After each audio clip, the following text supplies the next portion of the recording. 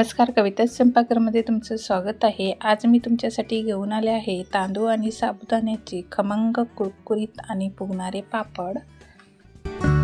उन्हाळ्यात साठवणीसाठी बनवले जाणारे हे पापड वर्षभर जेवणाची चव वाढवतात। अगदी कमी साहित्य वापरून घरच्या घरी आपण स्वादिष्ट पापड बनवू शकतो। तुम्ही हा रेसिपी व्हिडिओ शेवटपर्यंत नक्की पहा आणि कविता स्वयंपाकघरला नवीन असेल तर सबस्क्राईब करायला विसरू नका। तांदूळ साबुदाणा पापड बनवण्यासाठी साबुदाणा मी 2 तास भिजत ठेवलेले आणि छान असे मस्त फुगलेले आहेत। आता त्यातले पाणी काढून टाकायचं आहे आणि साबुदाणा बारीक असा मिक्सरला फिरवून घ्यायचा आहे।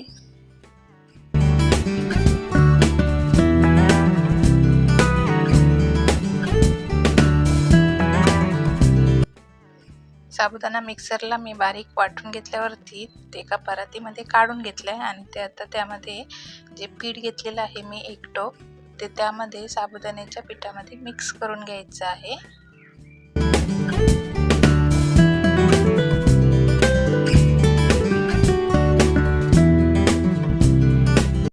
एक मोठ्या साईजचा टोप घ्यायचा आहे। जेवढ्या प्रमाणात तुम्ही पीठ भागवणार आहे ते बसलं पाहिजे त्या भांड्यामध्ये आणि पीठ ज्या प्रमाणात घेणार आहे त्याच प्रमाणात पाण्याचा वापर करायचा आहे। मी 1 टोप पीठ घेतलेलं आहे, मग त्याच प्रमाणात मी 1 टोप पाणी घेतलेलं आहे आणि त्यामध्ये 2 चमचे मी पापडखार टाकला आहे आणि 2 चमचे मीठ टाकलेलं आहे आणि पाणी व्यवस्थित आपण उकळून घ्यायचं आहे।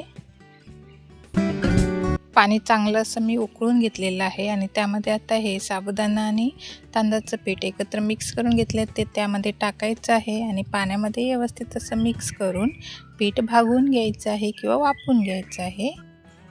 आवडीनुसार 2 चमचे मी जिरं टाकलेलं आहे। यामध्ये गॅस बंद करून 5 मिनिटं याच्यावरती झाकण ठेवायचं आहे। हे बघा 5 मिनिटांनी मी झाकण काढून एका परातीमध्ये पीठ काढून घेतलेलं आहे आणि हलकंसं थंड व्हायला द्यायचं आहे।